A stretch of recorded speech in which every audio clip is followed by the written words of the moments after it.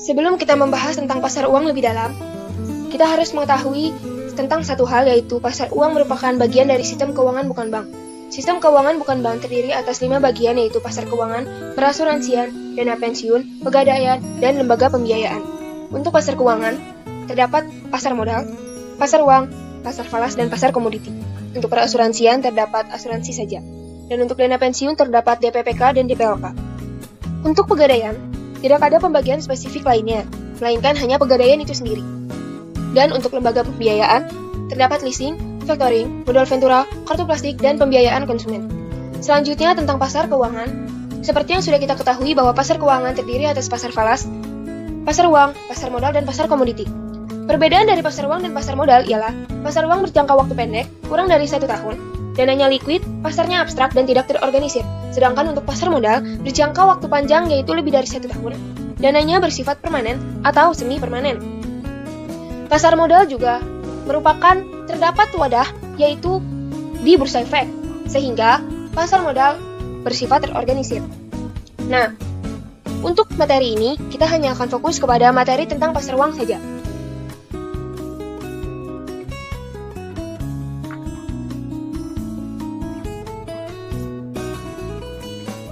Apa sih pasar uang itu?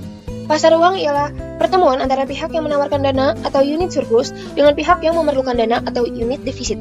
Pasar uang berjangka waktu pendek, kurang lebih 1 tahun. Dan peraturan tentang pasar uang terdapat pada Peraturan BI nomor 18/11/PBI/2016. Pasar uang sendiri bersifat non-depository, yaitu tidak langsung berhubungan dengan bank.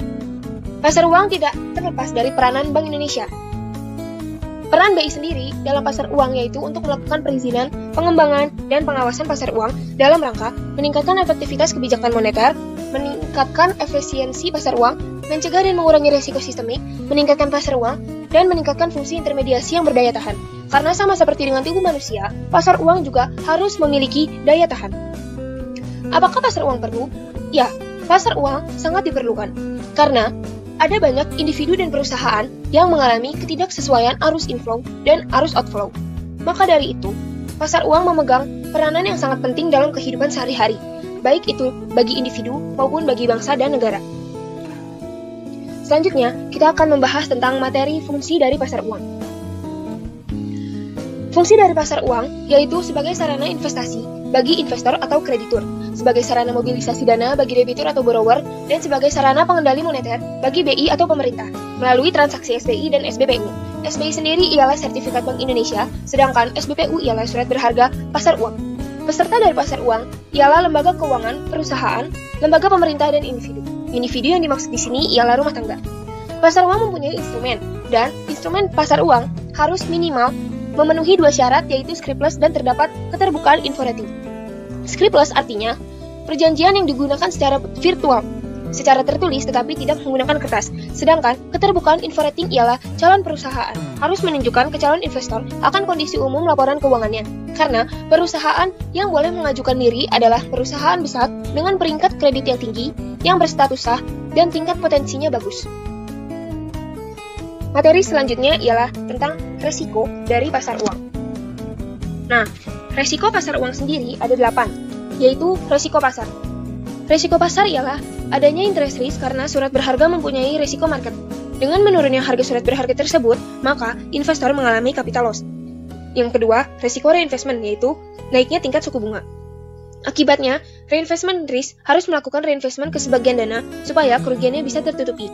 Yang ketiga, risiko gagal bayar, yaitu risiko yang timbul akibat ketidakmampuan memenuhi pengembalian kewajiban yang sudah dipinjam. Yang keempat, risiko inflasi, yaitu kreditur meminta untuk mengimbangi proyeksi inflasi dengan meminta kenaikan suku bunga. Yang kelima, risiko valuta, yaitu risiko yang rentan terjadi.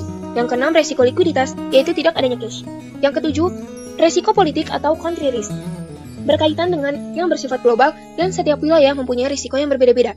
Yang kedelapan, risiko bersifat global. Misalnya, pada saat ada wabah langsung memukul semua investasi dana. Jadi, pengeluaran sangat tinggi sedangkan pemasukan sangat rendah. Selanjutnya adalah instrumen pasar uang. Apa saja instrumen pasar uang itu? Mari kita bahas. Instrumen pasar uang terbagi menjadi 2, yaitu internasional dan Indonesia. Di internasional terdapat T-bills, CP, CD, BA, BE, dan Repost, juga Fed Funds yang digunakan di US. Sedangkan di Indonesia terdapat SBI, SBPU, CP, CD, call money, Repost, BA, dan promissory notes. Selanjutnya, kita akan membahas tentang perhitungan dari instrumen pasar uang. Yang pertama ada treasury bills. Ada dua cara, yaitu discount rate, selisih per nominal dikali 360 per jangka waktu. Dan effective yield, yaitu selisih dikali 100% per rata-rata permintaan dikali 360 per jangka waktu. Untuk angka yang saya lingkari, itu dapat diganti dengan 91 hari, 182 hari, atau 360 hari. Itu yang digunakan di USA. Sedangkan di Singapura menggunakan 365 hari. Hanya untuk keadaan biasanya yang digunakan adalah angka 360 hari, tergantung permintaannya bagaimana. Yang kedua adalah Certificate of Deposit, yaitu nominal dikali 360 per 360 ditambah dalam kurung tingkat diskonto dikali jumlah hari diskonto. Yang ketiga ada SBI, yaitu nominal nilai dikali 360 per 360 ditambah tingkat diskonto dikali jumlah hari jatuh tempo. Jadi kesimpulannya adalah, pasar uang merupakan bagian dari sistem keuangan bukan bank. Pasar uang juga memiliki ciri-ciri, yaitu dananya bersifat liquid, berjangka waktu pendek, kurang dari 1 tahun, pasarnya abstrak dan tidak terorganisir. Pasar uang juga memiliki sifat, yaitu non-depository, di mana tidak langsung berhubungan dengan bank. Dan pengertian dari pasar uang ialah pertemuan antara pihak yang menawarkan uang atau unit surplus dengan pihak yang membutuhkan uang atau unit defisit. Pasar uang mempunyai instrumen pasar uang, di mana instrumen pasar uang tersebut setidaknya harus memiliki dua syarat yang dipenuhi, yaitu scriptless dan keterbukaan info rating. Scriptless sendiri artinya perjanjian secara virtual, di mana perjanjian tersebut secara tertulis tetapi tidak menggunakan kertas. Sedangkan keterbukaan info rating ialah calon perusahaan harus menunjukkan kondisi laporan keuangannya kepada calon investor. Karena perusahaan yang boleh mengajukan diri adalah perusahaan besar yang memiliki peringkat kredit yang tinggi dengan berstatus. Apakah pasar uang perlu? Ya, pasar uang perlu karena ada banyak individu dan perusahaan yang mengalami ketidaksesuaian arus inflow dan arus outflow. Maka dari itu, pasar uang sangat diperlukan dalam kehidupan.